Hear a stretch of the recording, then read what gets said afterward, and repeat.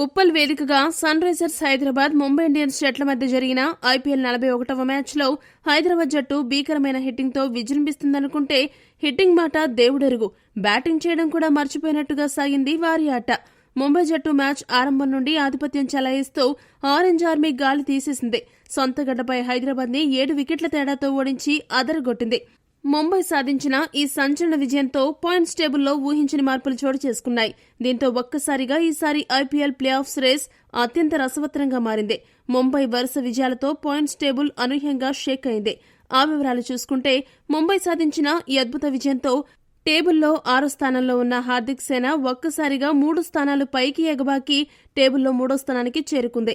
ఈ దెబ్బకి 3వ స్థానంలో ఉన్న బెంగళూరు జట్టు 4వ స్థానానికి, 4వ స్థానంలో ఉన్న పంజాబ్ జట్టు 5వ స్థానానికి దిగజారిపోయి ముంబై ఈ రేంజ్లో విజృంభించి వరుసగా 4 విజయాలు సాధించి టేబుల్లో ముందుకు దూసుకురావడంతో టాప్ స్థానాల్లో ఉన్న గుజరాత్, ఢిల్లీ, బెంగళూరు, పంజాబ్, లక్నోకి టెన్షన్ పెరిగిందని చెప్పాలి. ముంబై ఒక్కసారిగా రేసులోకి రావడంతో ఇప్పటి వరకు ఒక లెక్క, ఇక నుండి ఒక లెక్క అన్నట్టుగా మారింది ప్లే ఆఫ్ సమరం. ఇదిలా ఉంటే ఈ మ్యాచ్లో ఓడిపోవడంతో ఎస్ఆర్హెచ్ జట్టు ఇప్పటికే చండాలంగా ఉన్న నెట్ రన్ రేట్ని మరింత దరిద్రంగా మార్చుకుంది. ప్రస్తుతానికి 9వ స్థానంలోనే నిలిచినప్పటికీ త్వరలోనే 10వ స్థానానికి దిగజారిపోయేలాగుంది వారి ప్రదర్శన.